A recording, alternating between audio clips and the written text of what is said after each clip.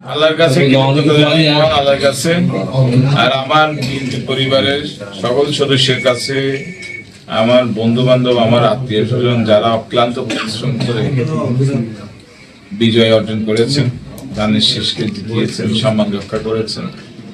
আর আমি যে কথাটা ক্লিয়ার মেসেজ দিতে চাই, আমি পার্লামেন্টে গেলে সংসদ সদস্য পার্টির, কিন্তু কক্সবাজারে আমি সকলেরই সংসদ সদস্য। আমি একটা রাজনৈতিক সম্প্রীতি চাই, সবার সাথে মিলেমিশে, যাতে এখানে কক্সবাজারটা শান্ত থাকে, কক্সবাজারটা নিরাপদ থাকে, সবাই মর্যাদাপূর্ণভাবে যাতে এখানে বসবাস করতে পারে।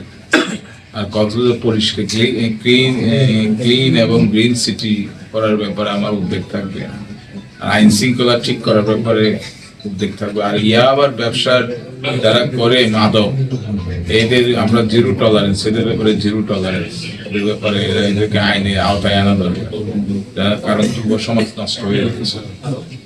যাই হোক, আস্তে আস্তে সকলের সাথে কথাবার্তা বলে সমাজের সর্দার মাতবর আছেন, সমাজ আছেন, বিভিন্ন মহল্লার মানুষজন আছেন, আমাদের পার্টির নেতা কর্মীরা আছেন, সবার সাথে সেই কথাবার্তা বলে ভবিষ্যৎ কর্মপন্থা ঠিক হবে। প্রথম পার্টি থাকবে রাষ্ট্রীয় সম্প্রীতি এবং কক্সবাজারকে নিরাপদ করা, আইন শৃঙ্খলা ঠিক করা। কৃতজ্ঞতা জানাই তারা আমাকে যে সম্মান দিয়েছে, আমি বিশ্বাস করি এই সম্মান আমি পালন করব। তাদের বিশেষ করে সাধারণ মানুষ, গরিব মানুষ যারা আমাকে দিয়েছে, তাদের ব্যাপারে আমার অঙ্গীকার হলো যে তাদেরকে আমি ভালো